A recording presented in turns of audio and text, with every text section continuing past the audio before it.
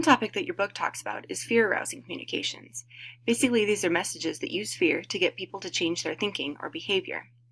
Public service ads often take this approach by trying to scare people into practicing safer sex, wearing seatbelts, and staying away from drugs.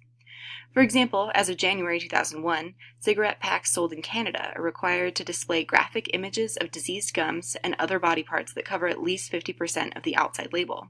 Here are some examples of the packaging. Here's another example of fear-based communication, but this one's a little bit less graphic. It seems like this would be an effective technique to get people to change their behavior, but research shows that it only works under certain circumstances. Strong amounts of fear will fail if they overwhelm people. They tend to become defensive, ignore the importance of the threat, and don't think rationally about the issue. So if you're going to arouse people's fear in an ad or public service announcement, keep these points in mind.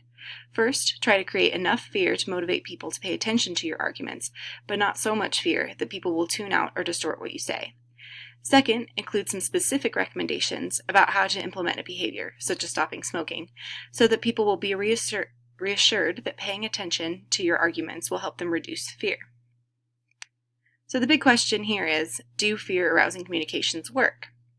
Research has demonstrated that moderate amounts of fear work best, and that you have to provide information on how to reduce the fear. Just scaring people or showing graphic images alone won't help much.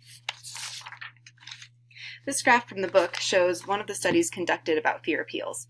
In this study, people were shown a scary film about the effects of smoking, given instructions on how to stop smoking, or both. This graph shows the relationship between the average number of cigarettes smoked per day over time for each group.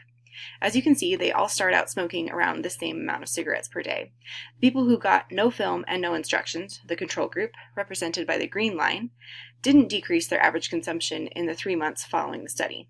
The film with no instructions decreased cigarette use a little, but the film coupled with the instructions represented by the blue line was the most effective in the long run.